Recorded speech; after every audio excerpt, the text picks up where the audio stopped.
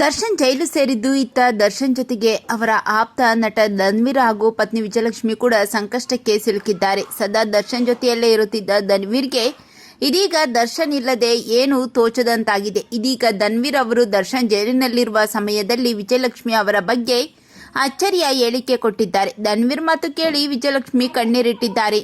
ಹಾಗಾದ್ರೆ ವಿಜಯಲಕ್ಷ್ಮಿ ಅವರ ಬಗ್ಗೆ ಧನ್ವೀರ್ ಹೇಳಿದ್ದೇನು ಗೊತ್ತಾ? ಧನ್ವೀರ್ ತಮ್ಮ ಬಜಾರ್ ಚಿತ್ರದ ಸಮಯದಿಂದಲೂ ದರ್ಶನ್ ಜೊತೆ ಆಪ್ತರಾಗಿದ್ದಾರೆ. ಧನ್ವೀರ್ ಅವರ ಎಲ್ಲ ಸಿನಿಮಾಗಳಿಗೂ ದರ್ಶನ್ ಅವರ ಬೆಂಬಲ ಇದ್ದೇ ಇರುತ್ತೆ. ದರ್ಶನ್ ಧನ್ವೀರ್ ಇಬ್ಬರ ಸ್ನೇಹ ದರ್ಶನ್ ಅರೆಸ್ಟ್ ಸಮಯದಲ್ಲಿ ಭಾರಿ ಸುದ್ದಿಯಾಗಿತ್ತು. ಎಲ್ಲ ಸಂದರ್ಭದಲ್ಲಿಯೂ ಧನ್ವೀರ್ ದರ್ಶನ್ ಜೊತೆಗೆ ನಿಂತುಕೊಂಡು ಗಮನ ಸೆಳೆದಿದ್ದರು. ಅಣ್ಣ ದರ್ಶನ್ಗೆ ಜೈಲಿನಲ್ಲಿ ಸರಿಯಾದ ವ್ಯವಸ್ಥೆ ಇಲ್ಲ ಅಂತ ಆಕ್ರೋಶಗೊಂಡಿದ್ದ ಧನ್ವೀರ್ ಅವರು ಆಕ್ರೋಶದಲ್ಲಿ ಧನ್ವೀರ್ ಜೈಲಿನ ವಿಡಿಯೋಗಳ ವೈರಲ್ ಮಾಡಿದ್ರಾ? ಜೈಲು ವಿಡಿಯೋ ವೈರಲ್ ವಿಚಾರಕ್ಕೂ ನಟ ಧನ್ವೀರ್ಗೂ ಏನ್ ಸಂಬಂಧ ಎನ್ನುವ ಪ್ರಶ್ನೆಗಳು ಶುರುವಾಗಿದೆ. ದರ್ಶನ್ ಮೇಲಿನ ಪ್ರೀತಿಗಾಗಿ ಎಡವಟ್ಟು ಮಾಡಿಕೊಂಡ್ರ ಧನ್ವೀರ್ ಎನ್ನುವ ಪ್ರಶ್ನೆ ಮೂಡುವಂತಾಗಿದೆ.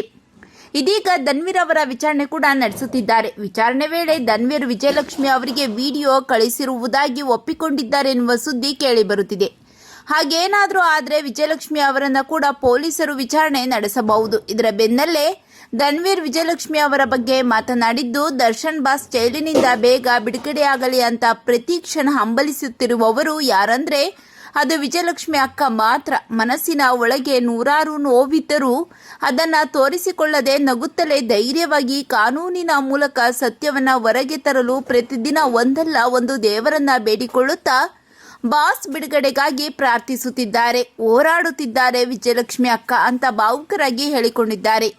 ಧನ್ವೀರ್ ಅವರ ಮಾತಿನ ಬಗ್ಗೆ ನಿಮ್ಮ ಅನಿಸಿಕೆಗಳನ್ನು ಕಾಮೆಂಟ್ ಮಾಡಿ ತಿಳಿಸಿ.